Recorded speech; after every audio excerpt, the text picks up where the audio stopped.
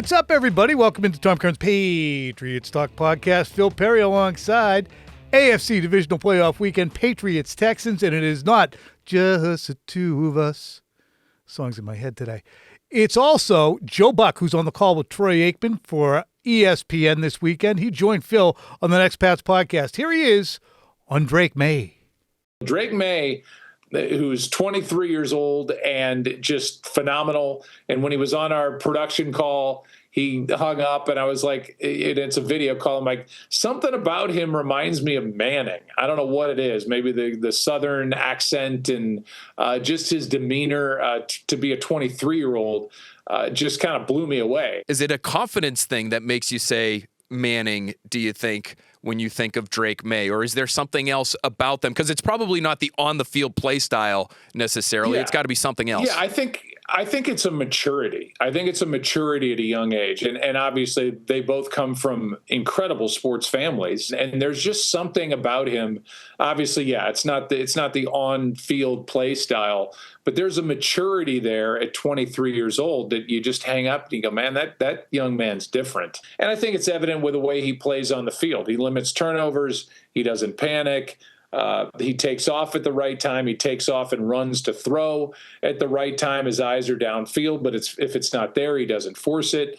I think for the rest of the country, they're looking at the Patriots going, oh, they did it again. They had Brady for 18, 19 years, whatever it was, and now they've got Drake Maye, who's settling in year number 2 and could be the MVP of the National Football League. Just wanted to whet your appetite with a little bit of Next Pats, because Phil's out there working. He's on the front lines. He's got a piss helmet on.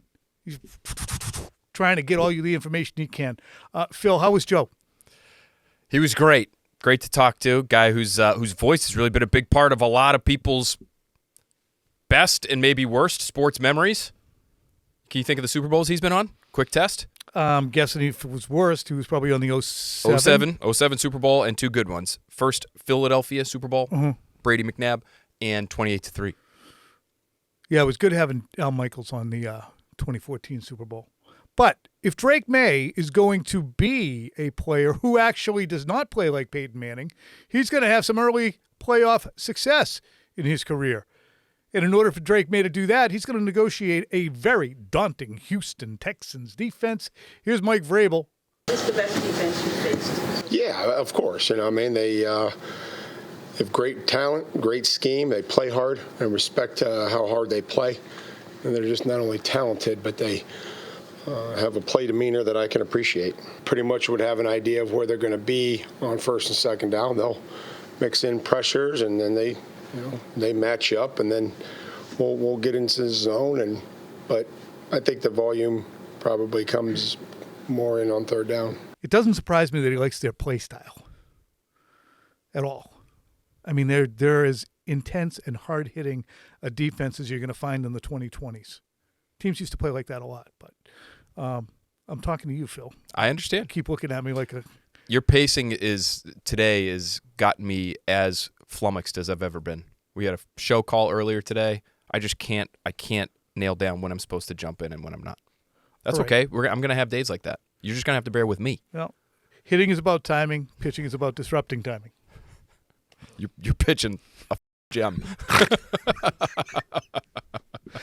All right. Well, Phil just bailed on that one.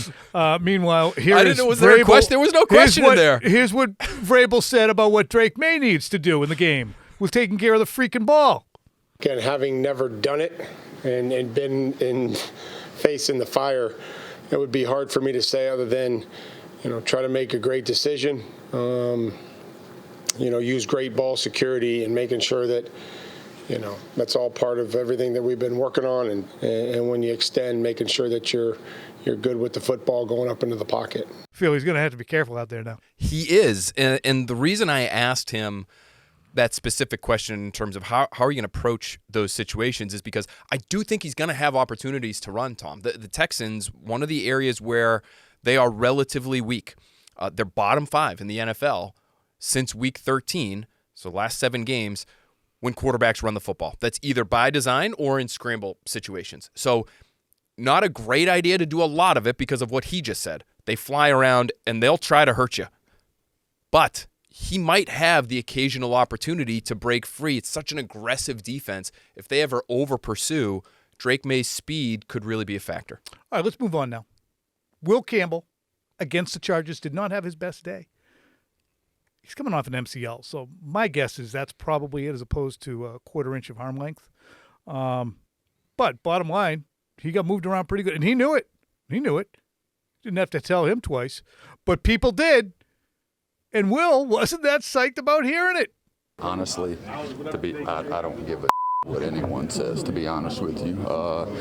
It's easy to, type behind a Twitter account that, is fake. As I hold myself to the highest expectation of anybody, I want to be perfect. And it's hard for me to, get told that it's going to be hard to be perfect. But, the Chargers, obviously I didn't pitch a shutout. I had 2 or 3 plays that I wish I could have back. Yeah, I just see it's the same mentality every single play. He wants to tear someone's face off. So, you guys might see bad play. I see Will doing his thing every play, and I'm out there. I don't see everything. I just know him in the huddle. He's ready to choose violence every single play, and that's all you can ask for. Couple things here. I think Will Campbell's got a competitive spirit, and the fact that people are getting on him is not going to impact him in a negative way. Secondarily, I think Will has to understand he's in an entertainment business, and this is not LSU. And people up here are going to weigh in on everything. And it's been rainbows and unicorns for 5 months of football. But people just getting warmed up if he thinks that is negativity. Go ahead. Yeah, I think he is somebody who might, in a roundabout way, like when this stuff happens. Even though he says he doesn't care, I think it can be probably motivational for him.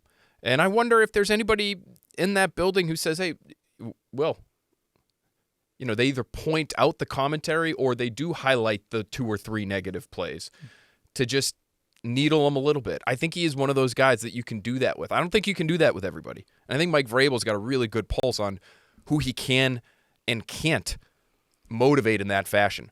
But motivations aside, I am curious about your point about his leg. I don't know if that's been a factor, but the one reason why it's an interesting one to me is it's his right knee.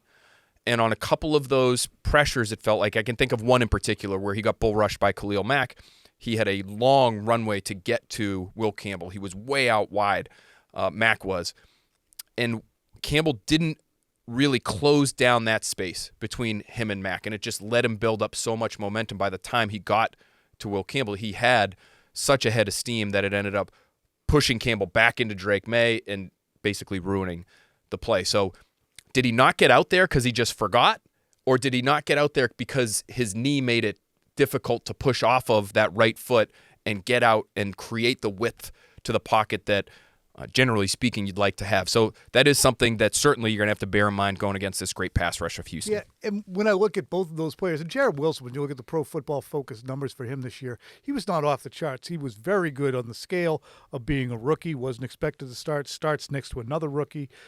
His numbers were not phenomenal, but he was coming off a concussion. Campbell's coming off an MCL that probably would have ended his season had he not been part of the playoff team. I don't know that, but I'm guessing generally the dire nature and surgical, repair that is necessary with an MCL.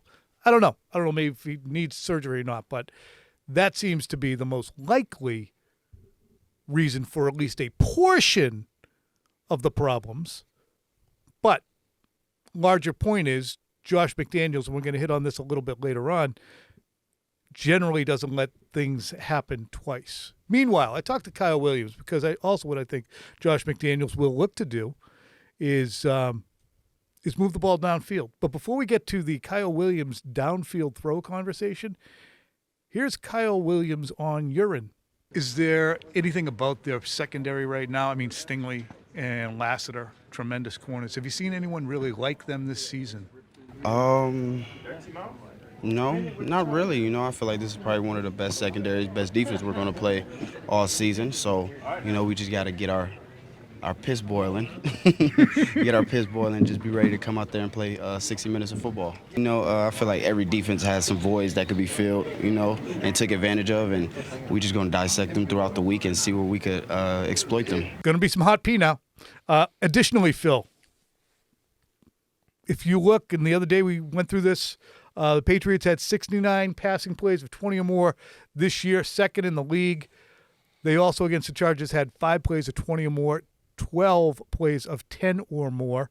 They also ran the ball 16 times for 20 or more yards, tied for third. There will be big plays out there to be made, despite the fact that we're hearing an awful lot about the historic nature of the Texans' defense. Yeah, I think if you can create some level of misdirection and confusion for the Texans' defense, I think you might be able to take what is a strength of theirs and turn it into a strength of yours on occasion. I'm not going to say this is going to happen on a regular basis, but they're so fast and they're so aggressive. Can you use that against them? Play action would be one way in which that I think you could. Since week 13, they're bottom 5 in the NFL in terms of EPA per play when the opposition uses play action. Now, why is that? My guess is they see a run fake and those linebackers got their hair on fire and they're trying to get downhill and rip your face off.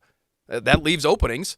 So I bang my microphone around. That leaves openings at certain levels of your defense. Getting back to the quarterback scramble thing. If those guys are flying up the field, and they create running lanes for Drake Maye, that's a way in which you can use their aggression against them. Screen game, same thing. If you get an aggressive front, you can really hurt those guys in the screen game. The Patriots haven't done a whole lot of that this year, but maybe that's a tendency they're willing to break this time of year because in the postseason, teams that can do that and do it successfully, generally speaking, have a lot of success. Let's flip it over to the Houston offense. C.J. Stroud last week, unimpressive. Here's Mike Vrabel on what Stroud does well. He's athletic enough to extend, but also the pocket presence that you want. He can turn his back to the defense and come out of there and throw play action. Does a good job on the boot game. He keeps his eyes downfield. He's accurate. So he kind of gives you a little bit of both as far as the ability to extend plays, but always keeping his eyes down the field. Phil, you had some good intel on C.J. Stroud, who I think has an average arm, not great size, and he's not smokingly fast, but he is effective. When is he most effective and least effective under duress? Well, he's had a really hard time under pressure this year. It's really been a massive drop-off where he is from a clean pocket versus where he is from a muddy pocket. He had a really hard time under pressure against the Steelers. He was almost flawless from clean pockets. Mm-hmm. But on the occasions that the Steelers could get after him a little bit, that's when he really started to struggle. So for me, I've been looking at under pressure versus blitz. And those are two different things, right? You can blitz and not get pressure. And he does a pretty good job of avoiding pressure when blitzed. Balls out quickly, seems to know where his outlets are. Those are the kinds of things that I think you're looking for if you're C.J. Stroud on a regular basis. But, Tom, if he is so eager to get rid of the football when he sees blitz and he anticipates it before the snap, can you mess with him a little bit by showing blitz, setting off those alarm bells for C.J. Stroud so he says, okay, about to get rid of this thing real quickly. These guys are screwed. And then you drop out. Because if you show blitz and then drop out, and the Patriots did this a number of times against Justin Herbert, they actually had one play where both Milton Williams and Christian Barmore were among the 3 players who started on the line of scrimmage, and they dropped into coverage. Imagine that, a positive play for the New England Patriots and a passing situation with Milton Williams and Christian Barmore in coverage and not rushing the passer. But those can really screw up quarterbacks because if you're looking to throw it short against the blitz, and then all of a sudden you get a big body who drops into that throwing lane that you were anticipating throwing, that can be where he holds onto the football.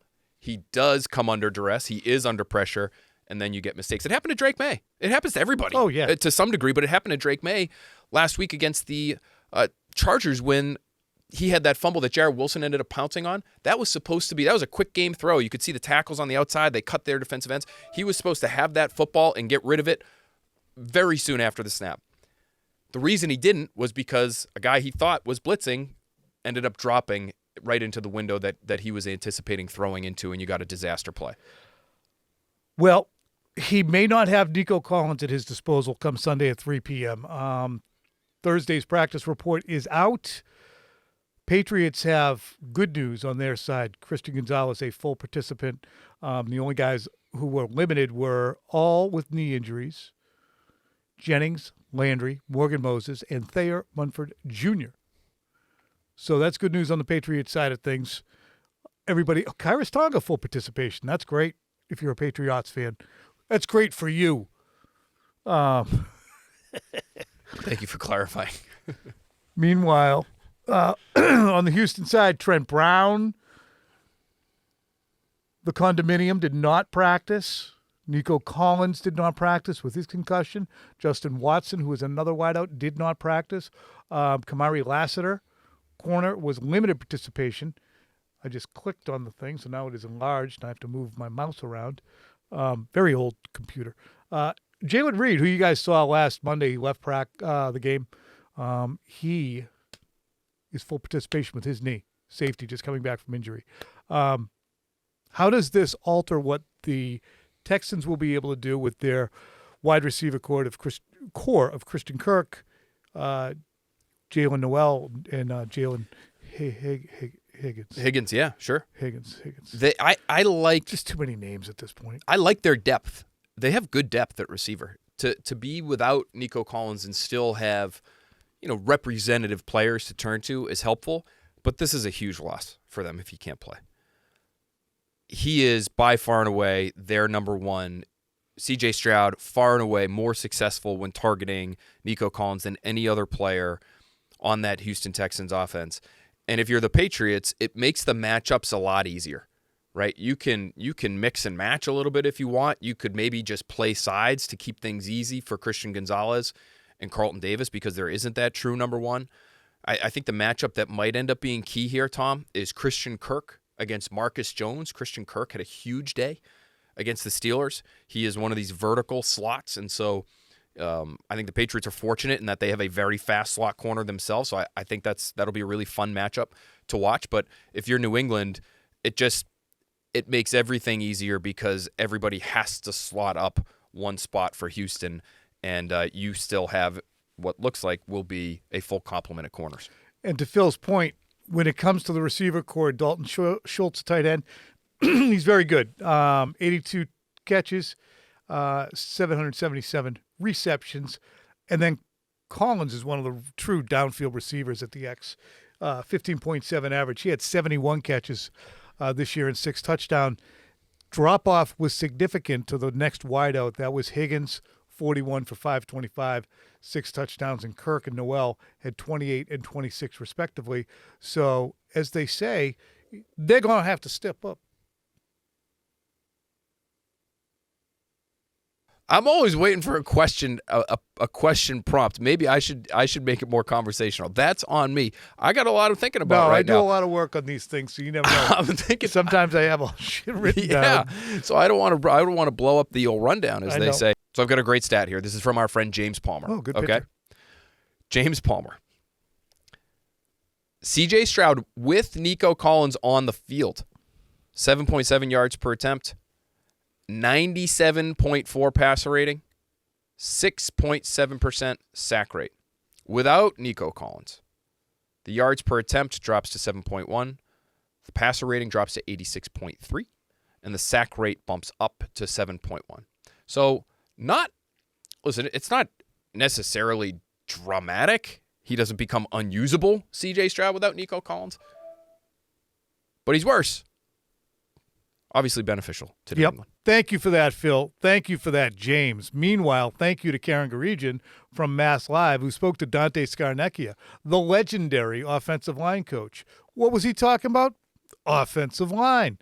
He said to Karen, no one was complaining about those two, Will Campbell and Jared Wilson, until kind of recently, I think. This past game was a problem. There isn't much doubt the Texans will attack there. They have to be the physical guys that they are and use the skills they have. They used them all year. They blocked these things all year. And now they have to block them against the best defensive line they're going to see in a scheme that's very difficult to block. But here's where Dante Scarnecchia weaves into the point that I wanted to make. And it's kind of the same point I wanted to make last week. There's no better coach you want on your sideline than Josh. He realizes the problems and he takes it on his shoulders and said, okay, this is what we got to do. If they need time to throw the ball downfield, it's going to come off a hard ball action where it's not so much a passing situation. Phil and I have been on that all week. Welcome to the party, Dante. That's when he's going to take his shots and things like that. That's what good coaches do. Phil, I saw this the other day. It's a tweet from an enthusiastic fella. And he works hard, I can tell. He's got a lot of info on his feed. But he points out that the Texans are the first defense ever to allow 175 yards or fewer, 2 third down conversions or fewer, and score 2 defensive touchdowns in a playoff game.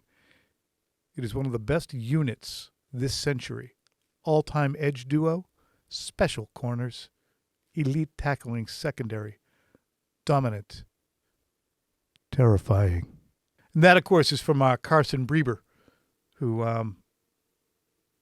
he's at Volume Sports, and you can find him at Carsobi, Carsobi. He looks extremely young in his profile pic, like middle school, but he's not that young. And I did bang around on his Twitter thing just to, I don't want to lampoon the guy's picture or anything because he could easily lampoon mine.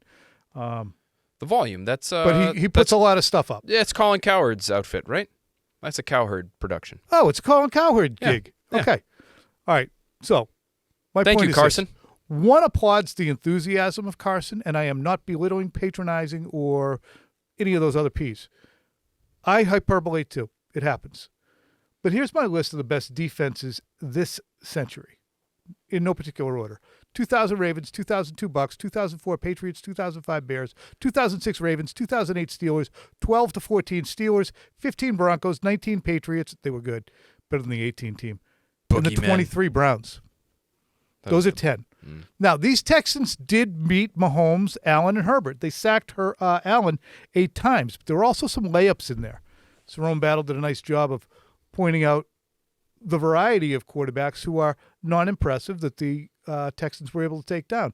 To wit, Cam Ward 2 times. Cooper Rush when he was in charge for the Ravens. Mac Jones. They got Trevor Lawrence, and he put 29 up on him.